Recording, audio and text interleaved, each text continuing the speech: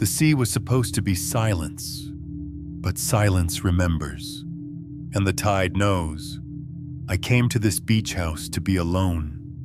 No internet, no calls, just the endless gray of the Atlantic. That first night, at 10 p.m., I saw something in the tide.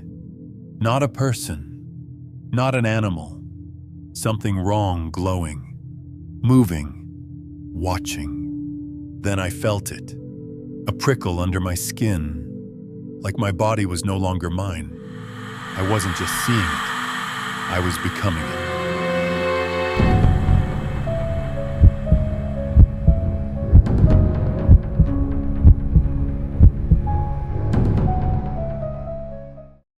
The gravel road crunched under my tires at 3 p.m. The old two-story beach house looming against a gray sky. My parents left me this place, their sanctuary.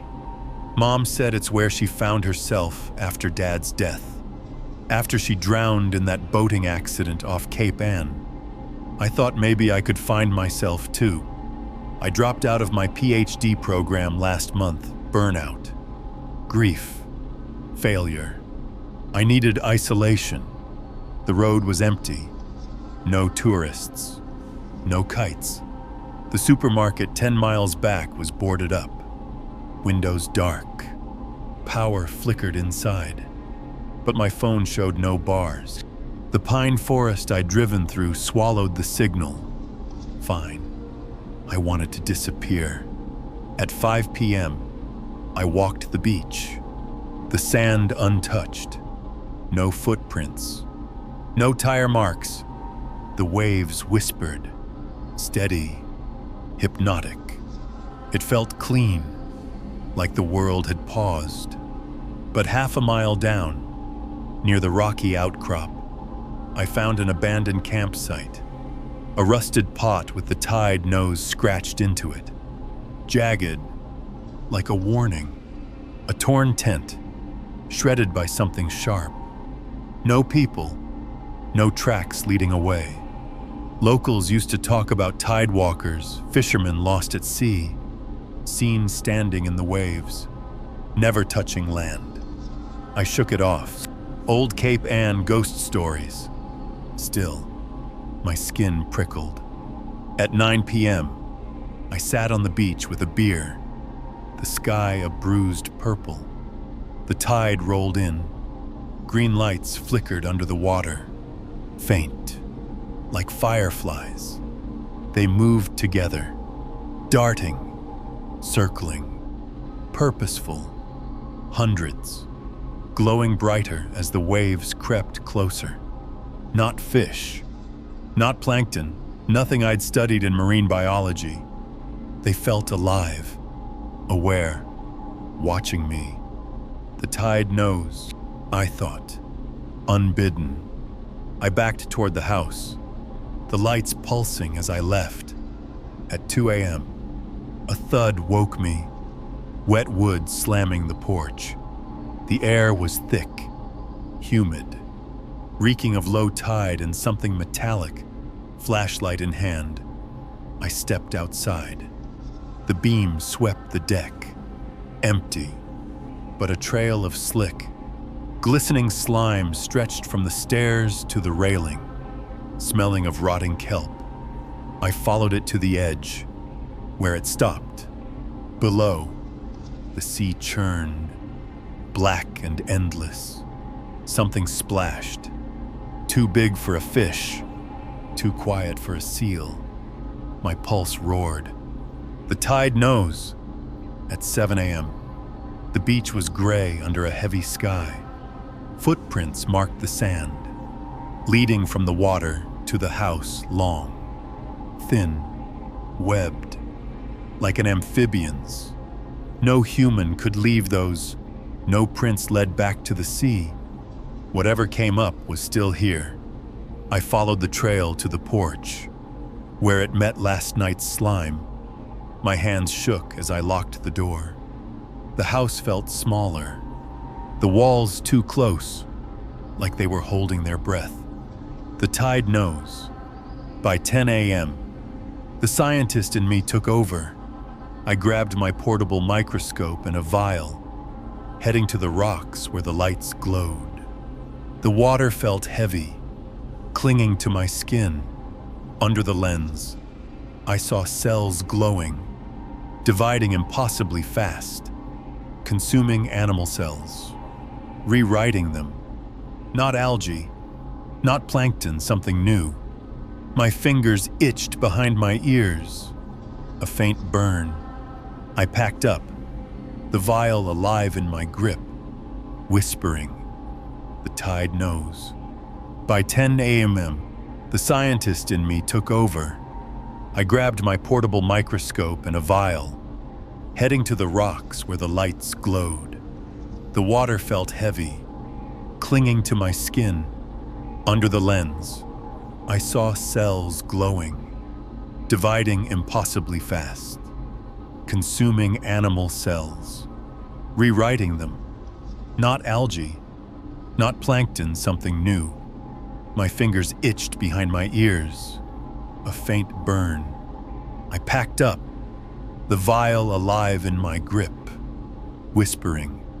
The tide knows. By 4 p.m., the itch behind my ears spread to my neck, burning. My vision blurred, like a film coated my eyes. Stress, I told myself. Lack of sleep. But in the bathroom mirror, under harsh light, I saw it, a translucent membrane flickering over my irises, like a second eyelid. My breath caught. The water in the sink felt too good, too alive. Pulling me, I locked myself in the bedroom, curtains drawn. The hum in my head grew louder. The tide knows. At 6 p.m., I searched the storage shed for tools to board up the house. Under a tarp, I found an old tape recorder Dad's, from his fieldwork days. I pressed play. A woman's voice, panicked, crackled. It's not water. It's the sea's memory. The tide knows. It's learning to be us. A scream cut her off, then static. Not Mom's voice, but it felt like hers, like a dream I couldn't shake. Outside, the waves roared, calling. The tide knows.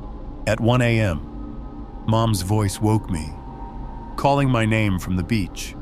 She's been dead 3 years, but it was her soft, pleading. I stumbled outside, barefoot, sand cold underfoot. The water glowed, lights pulsing. I waded in, knee-deep, the sea wrapping me like a second skin. My mother's voice whispered, "The tide knows, Caleb." I snapped back, running inside, locking the door, but the voice was in my head now. Not hers, not mine, a chorus, ancient, endless. At 8 a.m., a truck rumbled up. 3 locals, 2 men. 1 woman knocked, searching for missing family. The woman, Ellen, had a nervous edge, her eyes darting to the sea. 1 man, Tom, had a faint green sheen in his pupils, like mine. They stayed an hour, asking about the beach. Ellen whispered about her brother, lost last summer. He stood in the waves, not touching the sand. The tide knows. That night, Tom vanished. Ellen swore she saw him in the water at midnight, eyes glowing, feet floating. The other man fled at dawn. By noon, my skin shimmered green in the sunlight, veins pulsing faintly. My tongue was numb, tasteless. The chorus in my head wasn't mine, many voices. Deep, ancient, saying, "The tide knows." I wasn't infected. I was becoming something else.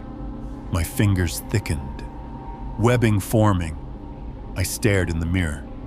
my eyes fully covered by that membrane now. I wasn't scared. I was curious. The sea wasn't taking me. It was teaching me. The tide knows. At 6 p.m., I walked to the shore. The lights glowed brighter, welcoming. I stepped into the water, cold and alive, merging with my skin. I didn't fight it. The sea remembered us, every sailor, every swimmer, every life it touched. It wanted to be us, to know our pain, our joy, our limits. But it couldn't. It could only reshape, consume. I sank deeper, lights filling my vision, my body dissolving into theirs. The tide knows. My name was Caleb Winters. I came here to heal, to escape, to find myself. But the sea doesn't let you leave untouched. If you find this recording, don't come looking for me. I'm not on land anymore. The tide knows. It always knew. I am the tide, and I'm coming in.